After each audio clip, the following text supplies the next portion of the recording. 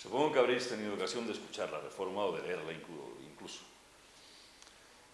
Yo dejo de leerla, porque cada vez que la leo le encuentro menos sentido, menos justicia, menos justificación y me enfado más.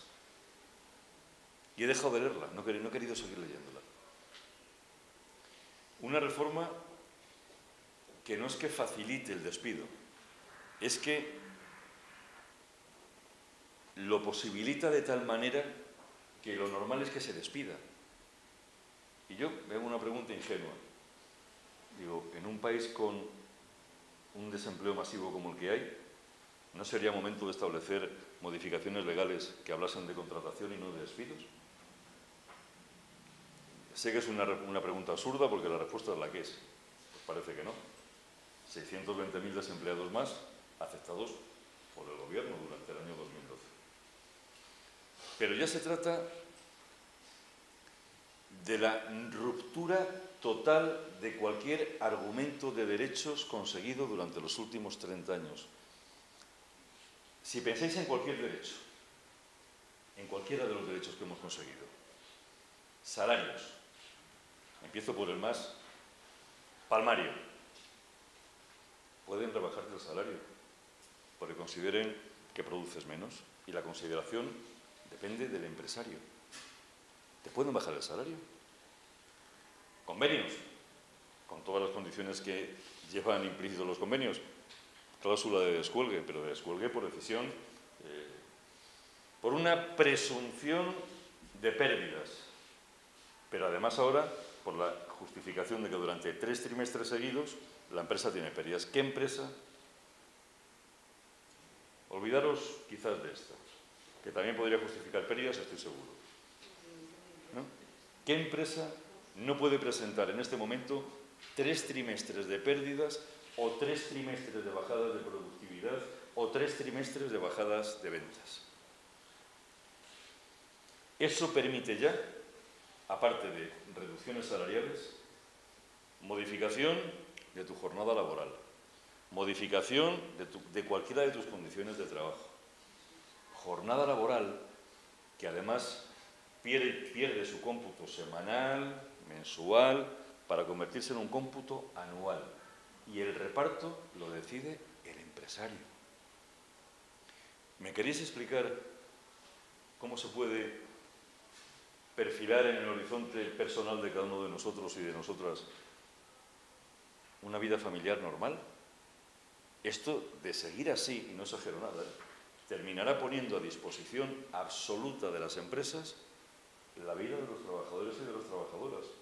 Porque tendréis que trabajar los días de la semana, las horas del día que decida el empresario, los días de la semana que decida el empresario, las semanas del mes que decida el empresario y los meses del año que decida el empresario. O sea, olvidaros de la jornada de 8 horas o de 9 o de 10 horas. Olvidaros, porque me contaba la compañera, de que haya 8 horas entre tu primera clase y la última. Olvidaros. Disposición absoluta. ¿Y qué me decís del contrato que llaman de emprendimiento? Que va dirigido textualmente a autónomos y empresas de menos de 50 trabajadores. Yo quisiera recordar al legislador que los autónomos suelen ser uno o una que pone a riesgo su indemnización por desempleo para montar un pequeño negocio. Ese es el autónomo, ¿no? El autónomo no tiene 50 taxis, ese es un empresario. Bueno, pues ese empresario, fijaros, y os pido, a ver si soy yo capaz de explicarme. Ese empresario va a recibir una subvención por contratar a un trabajador o a una trabajadora en desempleo. Subvención que tiene que ver con el nivel de prestación por desempleo que tenga el trabajador o la trabajadora y que el empresario podrá elegir. Es decir, yo te elijo a ti como trabajadora para mi empresa porque tienes una prestación que me parece suficiente, porque en función de la prestación yo tendré la subvención. Pero eso podría ser incluso discutible. Pero ¿cuál es la consecuencia inmediata? Que aquellos trabajadores y trabajadoras que no tengan una prestación por desempleo suficientemente alta para el empresario, no serán escogidos nunca. ¿Y qué me decís de los trabajadores y trabajadoras que hayan agotado la prestación por desempleo? Que ya no van a trabajar nunca. Porque la mayoría de empresas de este país son empresas, como os decía antes, pequeñas y medianas de menos de 50 trabajadores. Creo que hay 400 y pico empresas grandes en este país. ¿Qué pasa con esos, en Madrid, 300.000 seres humanos, hombres y mujeres, que han agotado su prestación por desempleo y han agotado su subvención? Ya nunca van a trabajar. Son 3 grupos humanos, básicamente: jóvenes, mayores de 45 años y mujeres. Ya están condenados a no trabajar nunca. Pero parece, tiene un mínimo de lógica. Tiene un mínimo de lógica. ¿No sería más sensato haber planteado que efectivamente aquella persona que está en el desempleo y que está agotando su prestación tenga preferencia sobre el que la está iniciando? Tendría una cierta lógica justamente la inversión de la carga de la prueba. Lo han hecho al revés. Grupos humanos enteros que ya no trabajarán nunca, porque no serán escogidos para trabajar.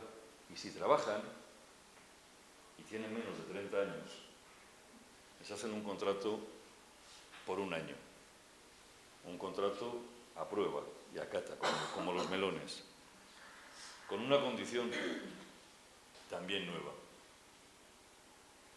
El día 364 del año en cuestión puede ser despedido o despedida sin ningún tipo de indemnización. Luego tienen a un trabajador disfrutando de la subvención que les da el Estado porque es un trabajador en situación de desempleo, lo utilizan 364 días y cuando se va no le pagan ni siquiera los 20 días de indemnización, que es la indemnización que se va a generalizar.